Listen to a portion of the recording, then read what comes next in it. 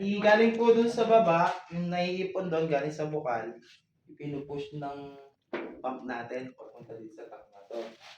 Ngayon, ito po may floater para po di siya umapaw. Pag napuno po yan, isap na po yung pump sa baba. Ngayon po, galing naman po dito sa naipon natin storage tank, higupit po na itong motor. Yan po, meron po siyang automatic pump controller. Pag naubos po yung laman yan, o kaya overheat po itong motor, low ampere, low voltage, kusa po yung mamamatay. Ngayon po, ito pong pump na pong ito, tutulak niya naman po dito sa pressure tank. Ang trabaho po nitong pressure tank na to, para ma-equalize po yung tubig sa loob. Para pag may nagbukas sa baba, nagbukas sa taas, pantay yung tubig na lalabas sa kanila. Ito naman po, pressure switch. Para naman po yan, makontrol natin yung lakas ng tubig na pressure na lalabas doon sa mga gripo. Ngayon po, nakaset po siya sa 60. Yan, 4 bar. 60 PSI po yan. Yan po, galing naman po sa motor. Pupunta naman po dito muna sa multimedia. Ito po ay multimedia 13x54 automatic ko. Ngayon no, automatic po to, digital. Lagi na po dapat siya nakasaksak.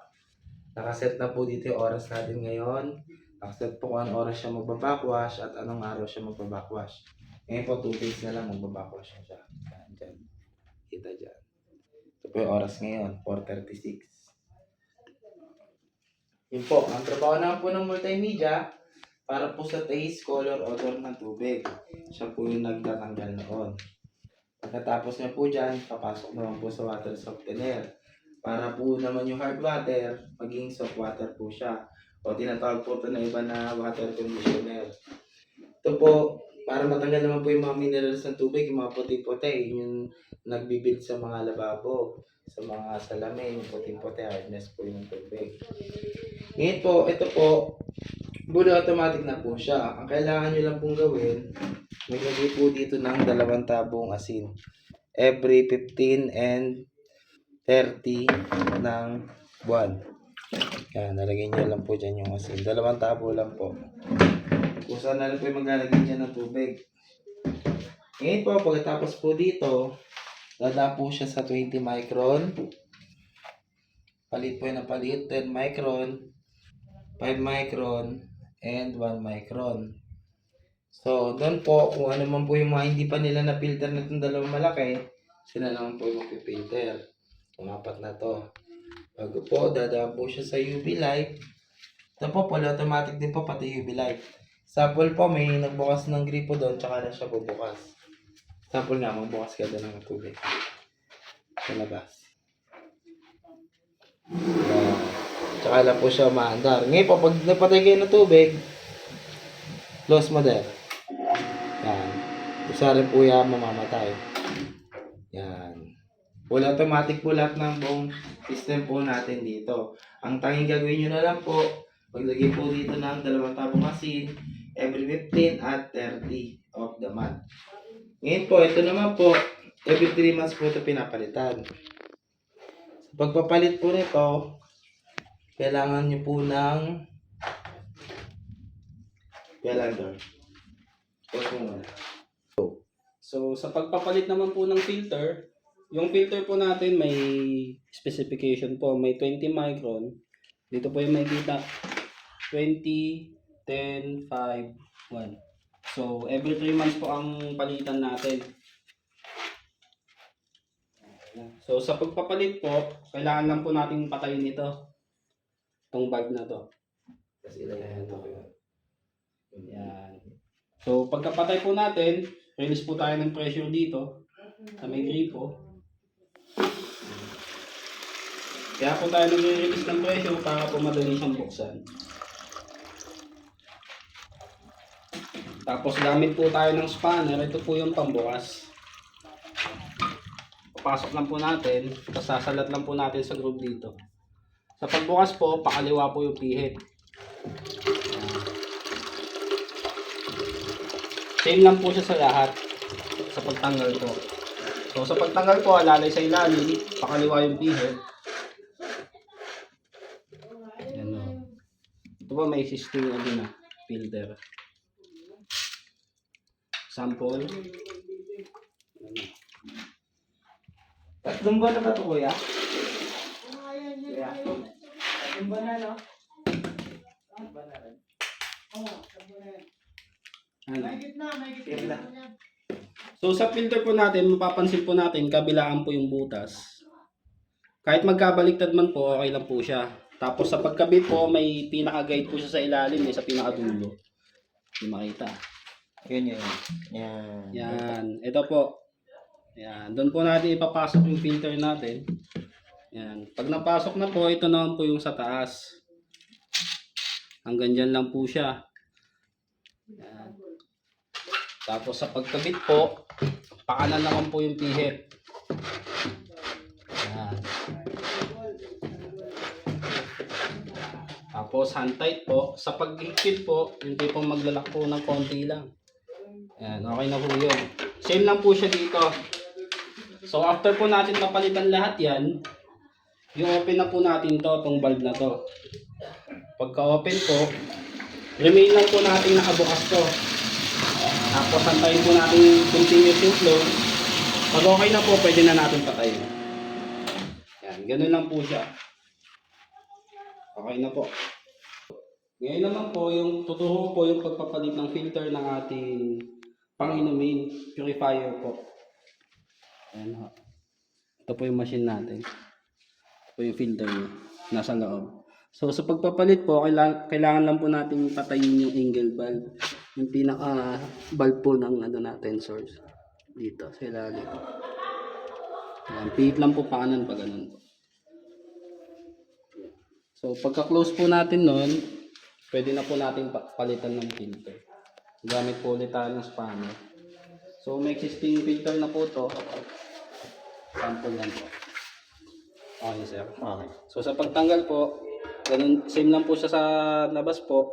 Sasagat lang natin sa groove. Then pakaliwa po yung pihit.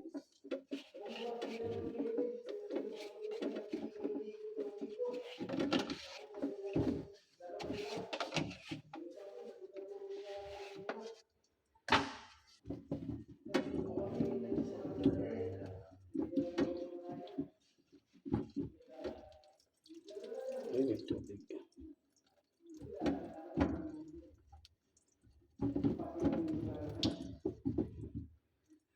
Po siya. Labas ko dito.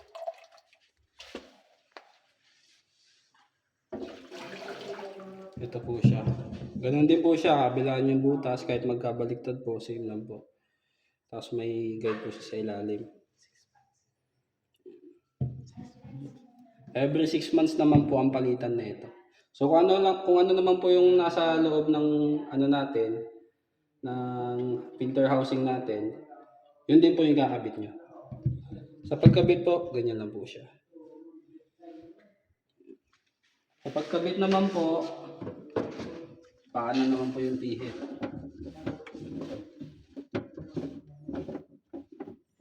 Ayan po. So sa paghigpit naman po, hanggang sa sumagat po siya. Ayan o. Pag sumagat na okay na po yun. Same lang po siya dito sa mga katabi. Tapos pag okay na po, napalitan na po natin, open na po natin tong valve na to. Kaliwa naman po. Yan, okay na po. Ano lang po magpalit. Pwede mo na. Vlog natin. Hindi pa naman. Yan. Ito naman po ang ating RO machine or purifier. Bawat isa po dyan, compose po ito ng 5 stages po. Dito po, iba po yung nakalagay dito. Iba po dito at iba po dito. Dito po is carbon. Dito naman po is ceramic. Dito naman po is sediment. Tapos meron po ditong reverse osmosis sa loob. Tsaka po granulated activated carbon. Ngayon po, sa pagpapalit po nito, kung ano po yung pinagtanggal nyo po dito, yun din po ilalagay nyo sa kanya. Kasi po, iniwan na po namin yung pampalit po dito. Ito po, every 6 months naman po ito papalitan. So, sa makikita nyo po ngayon, ang sitwasyon po ng ating RO is full. Pag wala pong tubig, kusa rin po yung mamamatay. Pag wala naman po, pag may problema rin po yung machine, kusa rin po yung mag-o-off. Tapos dito naman po kayo mag-iigib ng pang-inumin. Yan. So, ang nalabas po dyan sa maliit pong yan, na gripo, yan na po yung purified water na pwede nang inumin.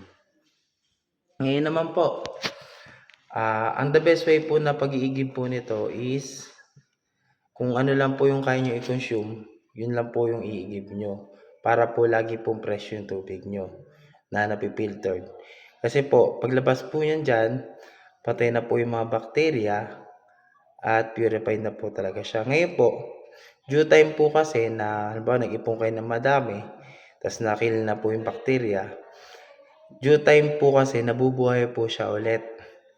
So, ang the best po talaga ng kuha niyan, kung ano lang po yung makakonsume nyo, halimbawa po isang pitchel, refill po kayo dito, then lagay nyo na po kaagad sa rep para po yung bacteria niya hindi na po mabuhay. Tapos hanggat maaari po sana wag siya may stock na matagal na hindi nyo naman iinumin. Ayan po, dito po siya nakalagay under sink. Ito naman po, meron po siyang storage tank. Para kasi po kasing purifier natin, medyo mabagal siya mag-ipon ng tubig. So kaya po ang purpose nitong storage tank na to, para po sa time na kukuha kayo, meron na kayo kagad makukuha. Dahil may naka-store na po kayo dyan sa tangke na yan. So yun na po yung lalabas dito. Yan po, babawasan natin para makita natin siya umanda. Ayan po, kaya nag-auto washing po siya. Ang katulad niyang green na yan. Sa unang start niya po, mag-wash muna siya. Then, after ilang seconds po, mag-purify na po siya. Yan. Ito po, nailaw na yan. Sabihin, nagawa na po siya ng tubig ulit. Ngayon po, pag napuno po yan ulit, makikita niyo ulit yung kulay blue na indicator dito na nakalagay is full. Yan po. So, yun po ang kabuuan ng ating water system dito sa taas. Yun naman po nasa baba. Yun po ay galing naman po sa bukal. Sa taas ng bundok, papunta doon sa tangke natin. Tapos, tinutulak naman po ng malaking motor at malaking pressure tank. Pakyat po dun sa nakita nyo kanina na kulay blue na malaki. So, doon pa lang po sa tangke nun, tumining na po siya. So, bago siya iakyat dito, pagdating niya doon sa kabilang tangke doon ng kulay blue, titining po siya ulit. Tapos, tsaka po natin siya ipipiltered. Tapos po dadaan sa mga sediment. Tapos dadaan po sa ultraviolet, pampatay ng bakterya, bago po makapunta dito. Pero, in short po, lahat po na nalabas po dito sa mga gripo nyo po dito, is considered na po siya na mineral water.